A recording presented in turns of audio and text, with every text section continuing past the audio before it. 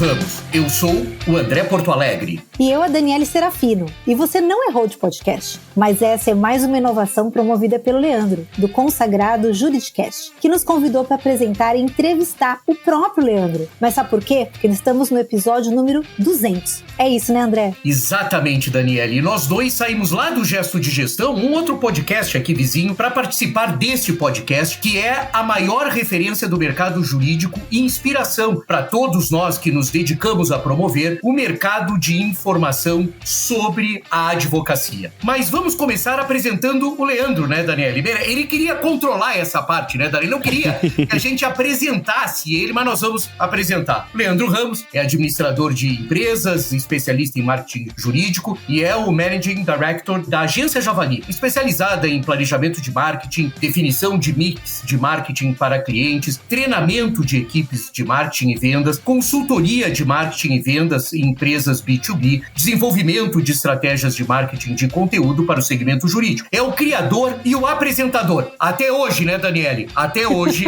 o apresentador desse podcast Juridicast e articulista da plataforma de comunicação para o mercado da advocacia, o Migalhas. Bem-vindo ao seu podcast, Leandro Ramos. Obrigado, André. Obrigado, Dani. Bom, antes de mais nada, é uma honra estar sendo entrevistado por vocês, né? E antes de mais nada, eu gostaria de agradecer a todos os ouvintes, né, que nos acompanhou aqui ao longo aí desses 200 episódios, já são quase 5 anos de Juridicast, e também agradeço a cada um, né, dos participantes que, enfim, compartilharam o conhecimento aqui ao longo dessa jornada. Então, muito obrigado. E é uma honra estar gravando esse episódio aqui com vocês dois. Leandro, a honra é nossa. A gente está muito feliz de estar aqui para, na verdade, comemorar, né? Estamos aqui no aniversário, no episódio número 200. E você chegou até aqui, Leandro. Você realmente, como o André colocou, você é uma referência para todo o mercado jurídico, o seu podcast também. E vamos começar? Vamos começar os trabalhos? Queremos conhecer você, seu trabalho, um pouquinho mais, Leandro, aqui do outro lado desse balcão, né? Mas vamos pensar, então, aqui, em que medida que essa iniciativa do podcast, né, ela complementa ou ela ajuda esse seu trabalho do marketing jurídico? A gente sabe que você é especialista nesse ramo, mas o podcast, você sente que ele complementa, de alguma forma, a sua atividade da Agência Javali? Ou, na verdade, a Agência Javali complementa aqui o podcast? Como é que funciona isso? Eu acho que essa é uma boa pergunta pra gente começar, Dani, e eu acredito que existe uma simbiose entre o Juridicast e o mercado jurídico e mais, com o nosso propósito, né? Porque a missão da Javali, né, ela tem como missão transformar pessoas e negócios por meio do conhecimento. E quando a gente decidiu criar o Juridicast, lá no finalzinho de 2019, a ideia era justamente criar uma plataforma que promovesse trocas de experiências e que fomentasse a discussão sobre o mercado jurídico. Inicialmente a gente nasceu como uma ferramenta, né, para discutir marketing jurídico, mas ao longo aí desses quase 5 anos, hoje a gente tem 17 editorias no Juridicast. Certamente a gente fala bastante marketing jurídico, mas a gente também fala de assuntos correlatos como business development, mas também falamos sobre tecnologia, inovação, diversidade, equidade, inclusão, gestão de pessoas e vários outros assuntos aqui, né? Então já são 200 episódios com 17 editorias e o Juridicast ajuda bastante a gente a conhecer melhor o mercado, a trocar diferentes pontos de vistas e criar um ponto de encontro entre clientes, parceiros, outros especialistas em marketing, que é muito importante para enriquecer esse nosso mercado, que certamente é um mercado que carece, né, de boas informações sobre marketing e gestão. Você sabe, Daniele, que essa ideia original surgiu porque eu sempre achei que era um desperdício para o mercado da advocacia, para o mercado jurídico, de uma maneira geral, não ouvir o Leandro do outro lado. Então, um dia, nós fizemos essa provocação para ele lá na ESPM, no Sim. dia da apresentação da educação continuada, da trilha jurídica promovida pela ESPM, e essa ideia surgiu porque é muito bom entrevistar e ouvir o Leandro, não só como perguntador, mas como respondedor, que é hoje a situação em que ele se encontra. Foram 200 convidados, Leandro, das mais diferentes áreas da advocacia, de executivos jurídicos aos sócios de grandes bancas, passando por diferentes fornecedores que compõem esse ecossistema do negócio. Quais as diferenças, Leandro, de conteúdo e de atenção entre os primeiros entrevistados e os últimos entrevistados? Ou seja, aí tem um universo grande, e até são mais de 200, até porque a gente sabe que tem, claro que tem convites, né, recorrentes, mas também tem entrevistas duplas, né? Como é que você vê nesse lapso temporal desde 2019, o que se dava atenção lá atrás, né? 200 entrevistados antes, 200 entrevistas antes e agora? Olha, André, ao longo desses quase 5 anos, muita coisa mudou, né? Quando a gente começou o Juridicast em novembro de 2019, o primeiro ponto é que podcast no Brasil era um assunto ainda relativamente novo, né? As pessoas ouviam menos podcast do que ouvem hoje, né? E a gente gente iniciou o Juridicast, o foco, como eu mencionei inicialmente, era discutirmos sobre marketing jurídico. E aí veio a pandemia, né? Logo no início já de 2020. E quando teve toda aquela questão, né, de reclusão, distanciamento social, eu comecei a convidar as pessoas que estavam em casa, né, trancadas, sem saber o que fazer, como lidar com toda aquela situação que era nova pra todos nós. As pessoas topavam, mas falavam assim, puxa, mas como é que eu vou gravar? Eu tô em casa. Eu falei, sim, a gente vai gravar remotamente. E mais, elas, eu nunca ouvi um podcast, como funciona? Eu falei, é simples, a gente só vai gravar o áudio e eu vou te mandar umas perguntas e a gente vai conversar sobre. E ao longo, né, do ano de 2020, 2021, ainda naquele período pandêmico, né, o que eu fui observando é que existia um desejo muito grande do mercado para trocar conhecimento, para compartilhar experiências. E ao longo desse tempo, né, desse período, eu fui observando também que as pautas, as temáticas foram mudando. Algumas estão sempre presentes. Então, a questão da inovação, o marketing, que é o que nos move, isso ainda continua. Mas uma coisa que eu posso certamente notar é que as discussões sobre negócio, por exemplo, dentro do âmbito jurídico, não são mais só sobre marketing. Hoje tem uma discussão muito forte também sobre business development, né, que eu acho que a gente vai acabar explorando mais aqui hoje nesse episódio. Então, isso foi uma evolução. Uma outra evolução que eu noto é que existe cada vez mais uma preocupação dos participantes, sobretudo quando são advogados, em cada vez mais querer entender as demandas dos clientes, né? A gente sabe que o mercado jurídico como um todo ainda tem aquela conversa muito autocentrada, muito olhada ainda para si. Isso eu acho que ainda tem que evoluir, mas eu pude observar que ao longo desses quase 5 anos, eu observo uma evolução muito grande, ou seja, muitos participantes que chegam aqui já chegam muito com o olhar de querer entender um pouco mais as reais necessidades dos clientes de vocês, muito além, às vezes, da questão jurídica, né? Então essa também foi uma outra grande evolução. E por fim, eu acho que eu posso dizer que ao longo desses 5 anos eu nunca imaginei que a gente ia chegar em 200 episódios e que o Juridicast se tornasse hoje um canal importante pro mercado, né? E a intenção é a gente continuar promovendo esse espaço de troca aqui. Eu acho que essa pergunta do André foi muito legal, Leandro, porque você é uma testemunha ocular, né, dessa evolução do mercado jurídico, porque você pegou um período super transformador de 2018, 19, e você tem ouvido pessoas ao longo desses anos. Então essa pergunta do André foi muito legal, porque você tem uma percepção, acho que de mercado, de evolução de mercado, de pautas que não eram relevantes, passaram a ser relevantes, né, de assuntos que eram super relevantes, que hoje em dia já não se mostram, né, medos que não se concretizaram. Eu imagino que tem uma riqueza muito grande, né, na sua história, ouvindo, né, muitas pessoas ao longo desse episódio. Eu acho que as pessoas que te ouvem aqui, tem muito você como, né, o host aqui, né, do Juridicast, mas eu não sei se as pessoas sabem de um outro papel muito importante que você tem. Eu conheço esse papel, mas talvez algumas pessoas não saibam, que eu acho que era legal a gente dizer, que você, né, lidera a agência Javali, né, que é também um outro negócio de sucesso, assim como o seu podcast, né, e ela é uma referência no marketing jurídico de escritórios de advocacia. Então, para quem não conhece, eu acho que vale muito conhecer o trabalho da Javali. E aí, olhando agora por essa perspectiva, né, a perspectiva de marketing jurídico, né, como é que você avalia esse papel desses serviços terceirizados de marketing para escritórios? Porque nessa jornada de transformação, acho que essa foi uma das, né, que talvez era um assunto que os escritórios não se preocupavam e passaram a se preocupar, né, sabendo que precisam também fazer o seu marketing. E como tem sido essa sua visão, né, de contribuir com o business development, como você mesmo colocou, né, dos escritórios? Queria ouvir um pouquinho sobre marketing e sobre business development nessa sua jornada de agência Javali. Tá bem, Dani.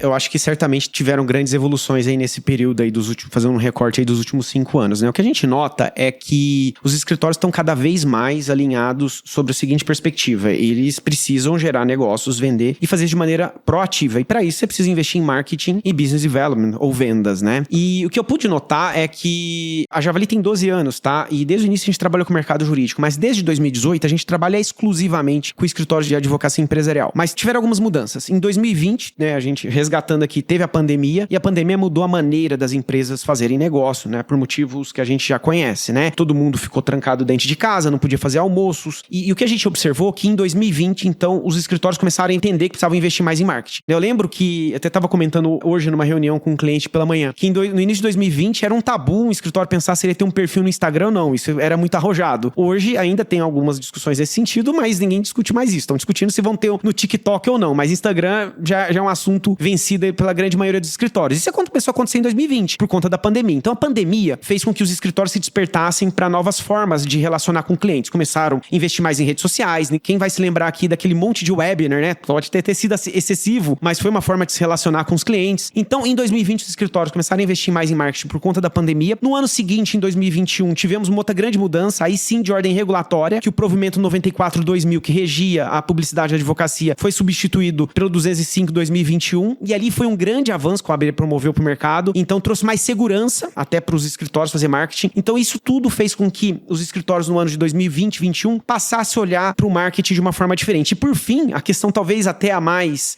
significativa é que a gente tem um mercado jurídico cada vez mais competitivo. Hoje são mais de 1.300.000 advogados no Brasil, 100 mil escritórios de advocacia e uma competição muito grande. Então, se eu não investir em marketing para me diferenciar, ter estratégia de relacionamento com o cliente, eu certamente vou ter dificuldade como negócio, né? Então, os escritórios passaram a investir em marketing ali por volta de 2020, 2021. O que eu fui notando, né? Certamente era uma decisão sábia investir em marketing, mas talvez investiram sem estratégia suficiente em alguns casos. Muitas vezes criaram expectativas equivocadas sobre o marketing. E aí, em muitos casos, como eu tô relatando aqui, certamente o marketing não trouxe o resultado esperado. E aí, obviamente, gerou chateação para muitos sócios, muitos advogados. E aí começaram agora a depositar a grande esperança no business development. Afinal, muita gente entendeu que, bom, já que marketing não vende, então é BD que vai vender. Sim, marketing gera demanda e BD vai vender. Mas aí, novamente, na minha leitura, André e Daniele, eu acho que tem mais uma vez um equívoco. É óbvio que BD tem um papel de venda, mas se eu não tiver um marketing bem organizado, se eu não tiver uma estratégia de business development bem desenvolvida, BD também não vai cumprir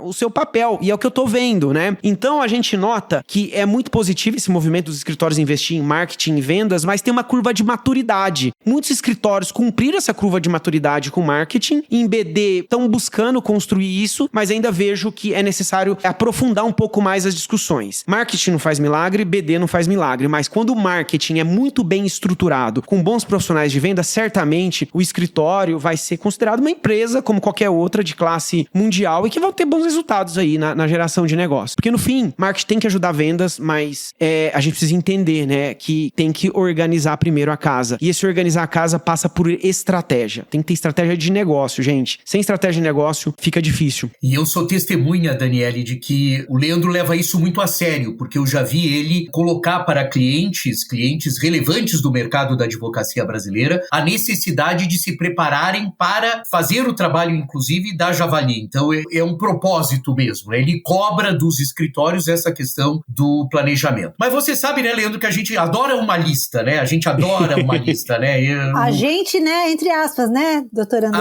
A gente André, né? A gente André adora uma lista e estamos sempre trazendo lista. E eu sei, Leandro, que você tem uma lista dos erros mais comuns de marketing jurídico, né? Então a gente queria aproveitar esse momento, essa oportunidade de estar trazendo para o mercado você como o nosso entrevistado hoje aqui no Juridicast. Quais são esses erros mais comuns do marketing jurídico que você percebe no dia a dia do teu trabalho? Olha, André, eu não sei se eu tenho uma lista, tá? Mas como você bem colocou, certamente a gente observa alguns erros, né, que acabam se repetindo. Vamos lá. Eu acredito que, assim, um erro que a gente nota, que eu acho que eu acabei de mencionar aqui agora, é fazer marketing sem ter uma estratégia de negócio. O marketing, isso em qualquer empresa, tá? Não só no escritório de advocacia. O marketing só vai cumprir seus objetivos de marketing se eu tiver uma estratégia de negócio. No fim do dia, marketing tem que ajudar o negócio a prosperar, né? Entender melhor as demandas dos clientes, fomentar relacionamentos e, no fim, até vender mais. Mas o que a gente nota é que muitas vezes os escritórios têm metas de negócio pouco claras ou nem têm metas. Claro, eu quero vender mais, eu quero mais clientes. Sim, isso é um desejo, mas está longe de ser uma estratégia de negócio. Então, se eu não tenho estratégia de negócio, eu posso até fazer marketing, mas eu vou ter um marketing operacional. E aí eu não posso esperar muito dele. Então, o primeiro erro é, se eu quero ter um marketing estratégico que cumpra objetivos reais e concretos, eu tenho que ter uma estratégia de negócio que vem antes da estratégia de marketing e até de BD. Acho que esse é um ponto aí que a gente observa que é bem comum ainda no mercado brasileiro, mercado jurídico. Um outro ponto é a gente não ter envolvimento da alta liderança nas ações de marketing. O marketing jurídico, ele vai, né, vou pôr entre aspas aqui, mas nem tão entre aspas, ele vai vender o advogado, a advogada. E não tem como eu fazer um bom marketing jurídico sem ter envolvimento da alta liderança para desenhar estratégia, sem ter envolvimento da alta liderança para produzir conteúdo. Certamente, um bom departamento de marketing, uma boa agência de marketing consegue ajudar na elaboração, mas não dá para simplesmente terceirizar isso a ponto de largar o assunto. E a gente vê muitas vezes escritórios dizendo, eu vou contratar uma pessoa interna de marketing ou uma agência porque eu não tenho tempo nenhum para cuidar do marketing. Certamente, se você tiver uma agência ou um profissional interno de marketing, essas pessoas vão gerar tempo para você, mas não significa que você pode abdicar dessa função. Porque se você faz isso, mais uma vez o marketing jurídico vai ser algo operacional. E o principal, ele não vai comunicar a essência do escritório, que só tem a essência do escritório os fundadores, quem tá conduzindo o escritório aí ao longo do dia a dia. Então, não dá para fazer um bom marketing jurídico sem envolvimento. Isso não significa que todos os sócios têm que se envolver com o tema, isso eu colocaria como um terceiro erro, tá? Porque é muito comum, né, a gente ver nos escritórios, sei lá, o escritório tem 10, 20 sócios, e os 10, 20 sócios vão dar opinião sobre um post. E às vezes gastam horas que são caríssimas para discutir onde que vai colocar o logo dentro da arte do post que vai no LinkedIn, ou trocar determinada palavra. Esse assunto, certamente, ele é importante, mas tem que ter alguém que, evidentemente, do corpo técnico e estratégico que vai aprovar, mas é normalmente 1, 2 pessoas. A equipe toda de sócios tem que discutir assuntos maiores e mais estratégicos. E o que a gente nota no dia a dia é que muitas vezes os sócios gastam um tempo enorme discutindo questões que são menores, e as questões maiores, que normalmente são estratégias, definição de público-alvo,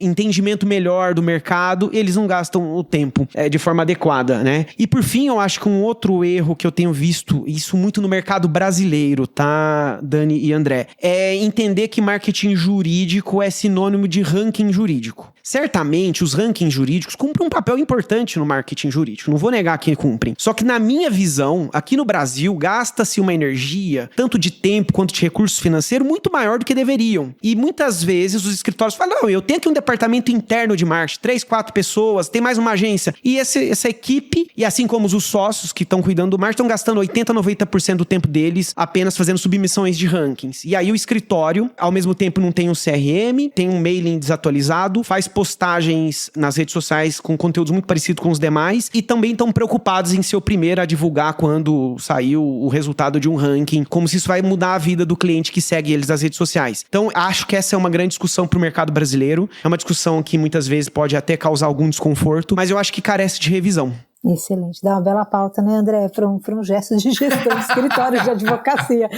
Muito bom, Leandro, perfeito, concordo com tudo. Nessa linha também, né, das confusões às vezes que existem, Leandro, tem diferença, né, quando a gente fala, que está muito na moda, né, assim, marca institucional e marca pessoal, né, tem diferença entre esses dois? Você percebe que isso é um assunto presente no dia a dia dos escritórios, dos advogados? Como que isso funciona? Tem diferença sim, Dani, e eu acho que é uma discussão que ela vem ganhando mais corpo, como você colocou, né, no dia a dia do mercado jurídico. Eu acho que ela é importante, porque, vamos lá, a marca institucional, ela versa sobre a marca do escritório, né, e um escritório, ele é composto, sobretudo se for um escritório maior, composto por vários sócios, vários profissionais, várias expertises, e enquanto que cada advogado, cada sócio, cada advogada, enfim, qualquer profissional que está dentro da banca, ele tem uma marca pessoal. E hoje é muito importante a gente saber que as duas, né, o trabalho de marca institucional quanto um trabalho de marca pessoal, ambos vão ajudar os escritórios e advogados a gerar mais negócio, a construir confiança. Importante a gente nunca esquecer que a advocacia, ela é um negócio de confiança. Mesmo um escritório que tem uma marca, uma placa muito forte, com 1000 advogados, quando um cliente vai contratar esse escritório, ele vai querer saber com quem ele vai estar tocando os negócios no dia a dia. Então tem que ter essa confiança também na pessoa. É por isso que a marca pessoal, ela é importante. Ao mesmo tempo, é fundamental trabalhar a marca institucional, porque em determinados momentos o cliente vai estar olhando a pluralidade do escritório, né? E aí quando a gente vai para redes sociais, sobretudo redes sociais, trabalhar a marca pessoal tende a ser mais fácil do que a marca institucional. Vamos pegar o caso do LinkedIn, por exemplo. Se eu fizer uma postagem em um determinado conteúdo na página da Javali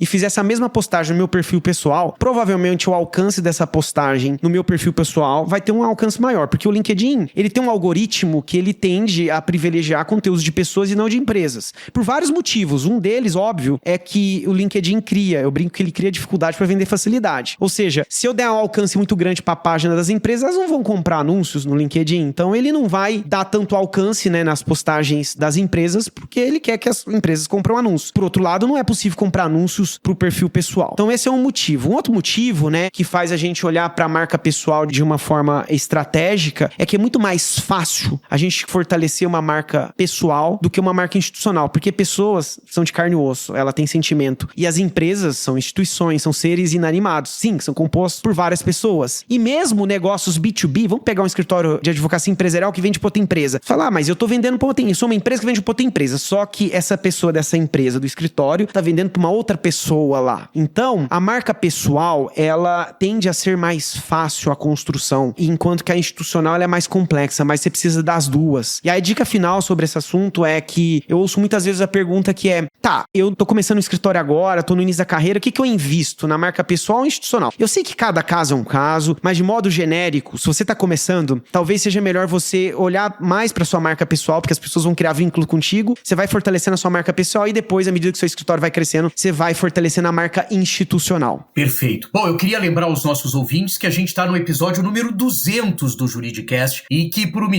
mais uma ideia genial do Leandro, nós invertemos papéis aqui e eu e a Daniele Serafino fomos convidados para entrevistar. Era uma lacuna que existia, né, Daniele, na história de sucesso do Juridicast, que nunca tinha entrevistado o Leandro Ramos, né? Então, nós estamos sanando. Eu tô adorando ele de entrevistar, do André. Tô aprendendo muito aqui.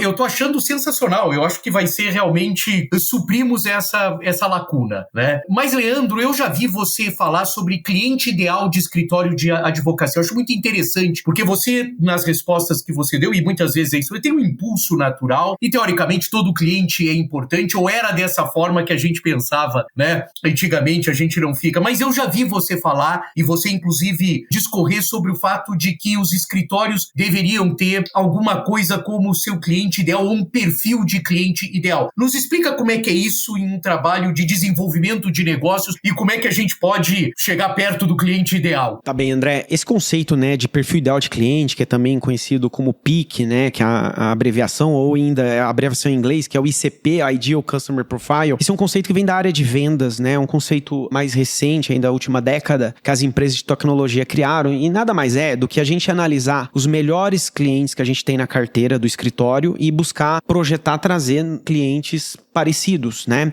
E por que esse conceito é importante? Eu concordo, André, que numa determinada dimensão, todo cliente é importante. Mas, por outro lado, como um prestador de serviço, um escritório tem que entender que, eventualmente, um cliente pode entrar no escritório sendo interessante hoje, daqui a alguns anos, ele não se tornar mais interessante. Seja porque ele não está dando mais margens positivas, seja porque é um cliente que dá muito trabalho, ou que não reconhece a entrega do escritório, né? Então, tem vários motivos que pode levar um cliente a não ser tão interessante. E como gestores, né? E aí, faço aqui o gancho, né? Com as excelentes discussões que você e a Dani promove no Gesto Gestão, a gente tem que olhar o escritório como um negócio. E todo negócio tem que fazer análises consistentes de quais são os melhores perfis de clientes que você tem na carteira. E aí, como é que a gente faz essa análise, né? A gente, como eu mencionei, pode fazer uma análise em função do faturamento, de margem, né? Do perfil das entregas. Aí cada escritório tem que definir uma metodologia. Uma vez feito isso, você busca atrair, né? Prospectar clientes com características semelhantes. Isso não significa, quando eu tenho um perfil ideal de clientes, que eu vou sair demitindo todos os clientes que não são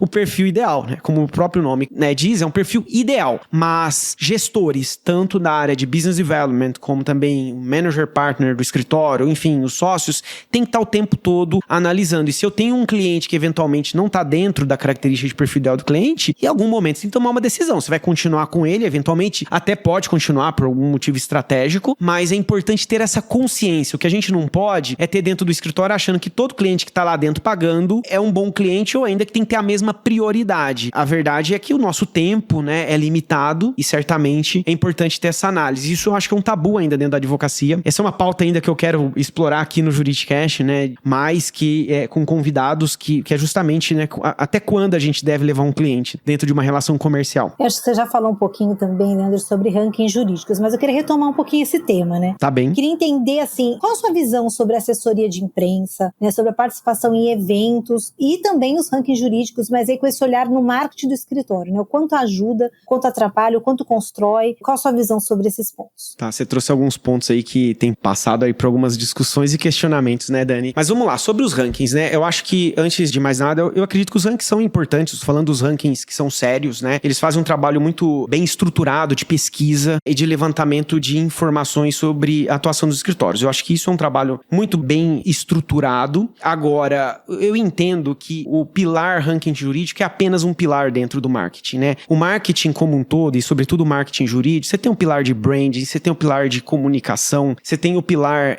de performance, de governança, que é algo que os escritórios ainda deixam muito a desejar em termos de marketing. Você tem vários outros pilares, assessoria de imprensa, eventos, sobretudo relacionamento com o cliente, que aí você tem desde estratégia de conteúdo, CRM, ou seja, tem muitos pilares. E o que eu noto, como eu mencionei agora há pouco, é que os escritórios gastam muita energia para estruturar os rankings, e eu acho que é uma energia que é muitas vezes mal desperdiçada, porque eu não tenho dúvida que participar de um ranking ajuda o escritório a organizar cases, a organizar uma série de informações internas, mas você pode fazer de uma forma muito mais rápida e barata. E a grande questão que a gente tem que fazer no fim do dia em marketing é: os rankings jurídicos me ajudam a atrair clientes? Eu já perguntei isso muito para os clientes dos meus clientes, e a grande verdade é que poucos compradores de serviço jurídico tomam decisões baseadas nas classificações dos rankings jurídicos. E tem mais. Mês passado eu participei do evento da Legal Marketing Association, que é a conferência anual que aconteceu em San Diego, na Califórnia, que é o maior evento de marketing jurídico e business value do mundo. Foi um evento de 2 dias que tinham cerca de 40 palestras. Vocês sabem quantas palestras tiveram sobre ranking jurídico? Nenhuma. O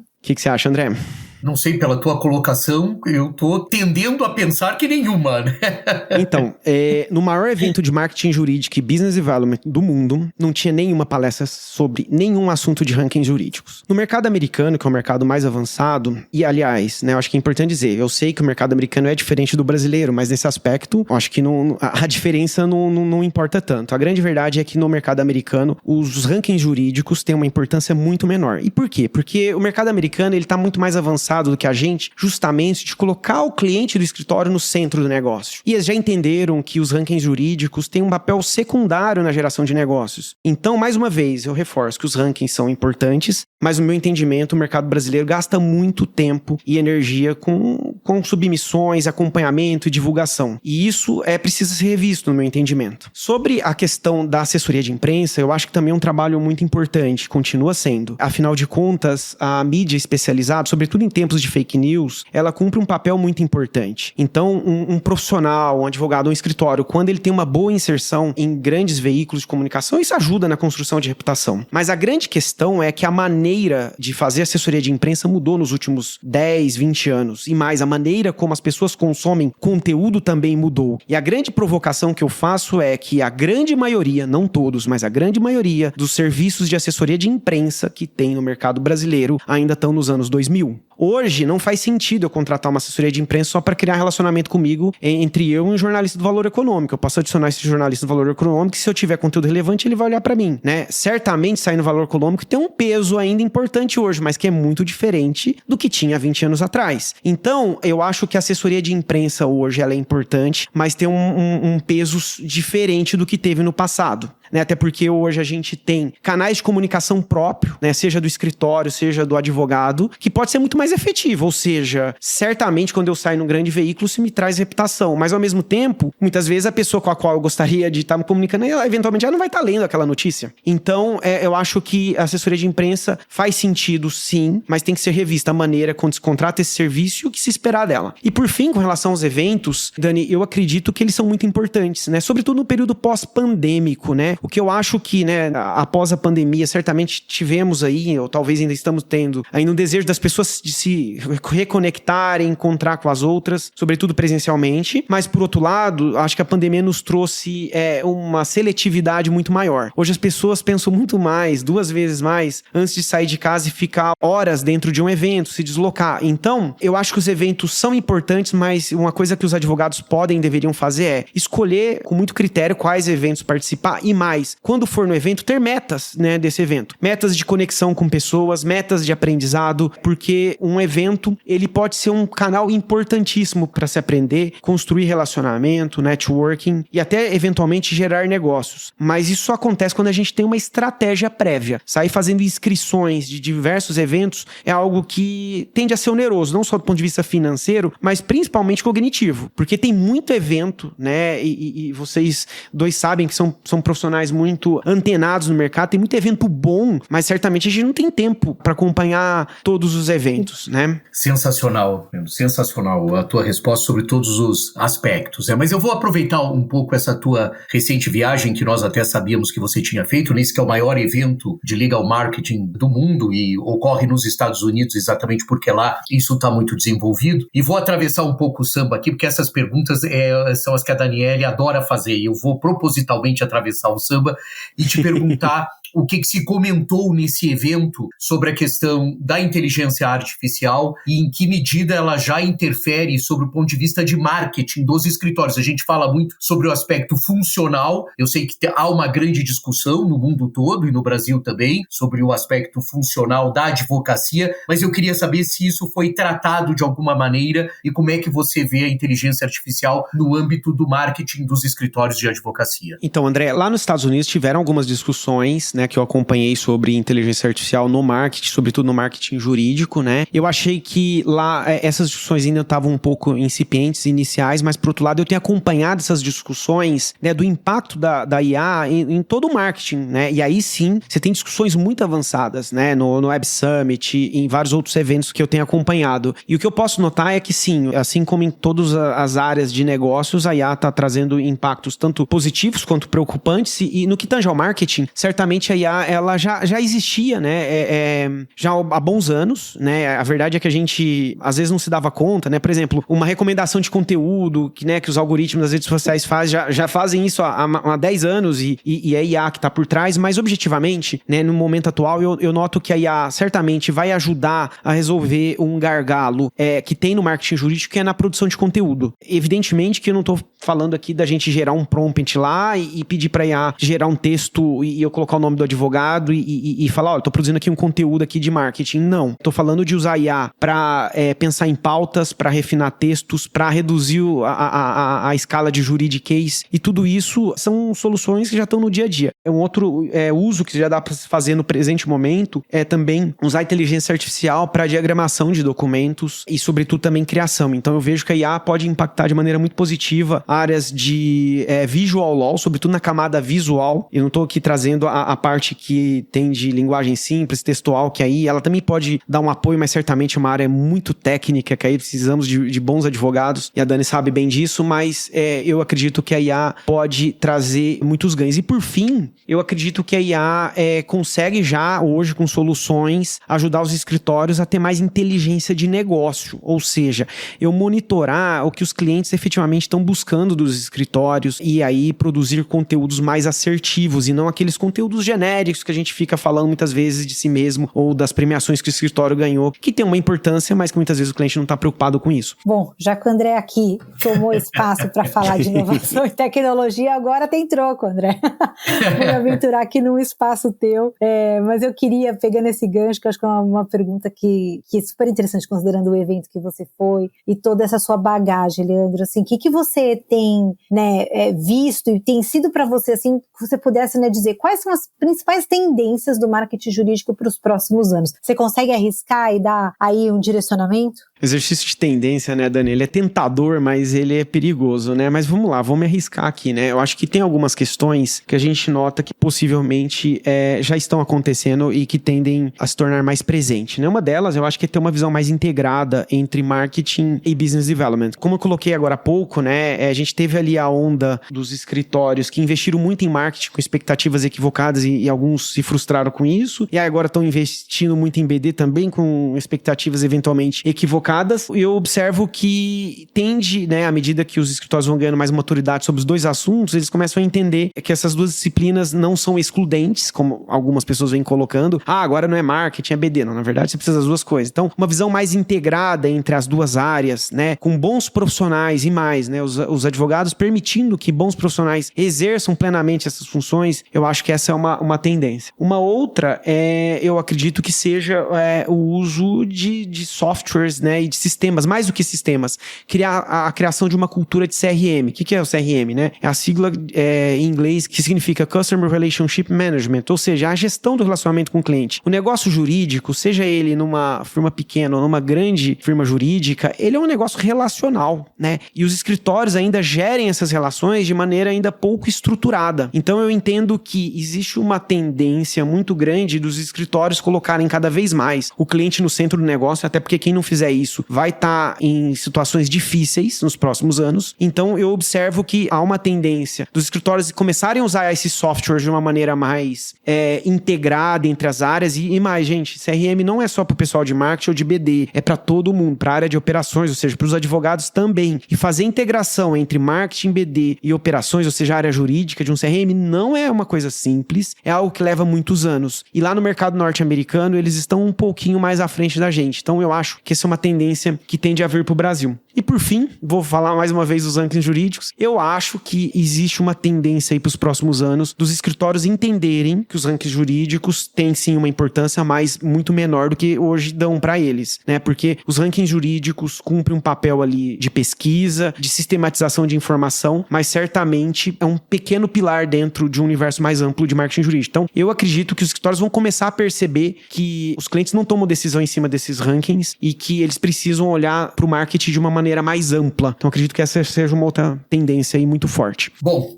Daniele, você sabe que eu me sinto aqui na mesma situação. Lembra nos especiais do Roberto Carlos? Eu vou abusar um pouco do conhecimento do público do Juridicast. Eu vou dizer assim, eu me sinto aqueles convidados do Roberto Carlos. Sabe quando o Roberto Carlos recebe os convidados no especial de final de ano? Eu tô me sentindo o próprio Erasmo Carlos, né, convidado pelo Leandro para participar. Mas como o Leandro sempre diz, né, nosso papo está chegando ao fim. Eu sempre quando ouço isso, assim, por que ele já vai acabar o Juridicast? Eu penso a mesma coisa, eu falei, Toda semana eu falo assim, por que ele vai acabar esse Juridicast, tá tão bom, mas nós vamos ter que fazer isso. Por isso que eu queria, Leandro, antes de mais nada, eu queria te agradecer muito por essas 200 experiências que você proporcionou para todos nós que atuamos no mercado jurídico. Eu tenho certeza, eu não tenho procuração para falar, mas eu ouço no dia a dia, tenho certeza que a Daniele também, eu chego às vezes em clientes, etc e tal, e as pessoas comentam, etc e tal, e nós mesmos comentamos o trabalho que você faz. Então, o nosso papo está chegando ao fim. Eu queria te agradecer muito por essas 200 experiências, né, Daniele? Agradecer também por essa oportunidade, né, Dani? Eu acho que a gente está muito feliz, né? Fale, por favor. Muito, eu adorei aqui, Leandro, te ouvir. Como você tem a contribuir e falar, Leandro? Então, assim, que chegue logo os 300, 400, 500, pra gente ter outros episódios, para poder te ouvir o episódio inteiro. Que você tem uma riqueza muito grande de conhecimento, de experiência, de bagagem, de visão, que eu acho que agrega muito ao mercado jurídico. Obrigada, Leandro, pela tua contribuição, por esse espaço. Mas eu vou franquear o microfone, Daniele, para que o Leandro faça aquele final que já é tão característico, né? Então, Leandro, eu sei que você já estava desconfiado disso, mas eu vou falar. O microfone é todo seu. Obrigado, André. Antes de mais nada, eu queria agradecer Dani e André pelo carinho, por esse episódio aqui, que é um episódio especial, então eu agradeço vocês aqui hoje por cumprir esse papel aí de maneira muito ímpar, né? E mais, eu agradeço a todos os ouvintes que nos acompanhou durante esse episódio e mais, que nos acompanha aí ao longo desses quase 5 anos, nesses 200 episódios. Também não tem como deixar de agradecer de maneira alguma todos os convidados que ajudaram a construir o Juridicast, né?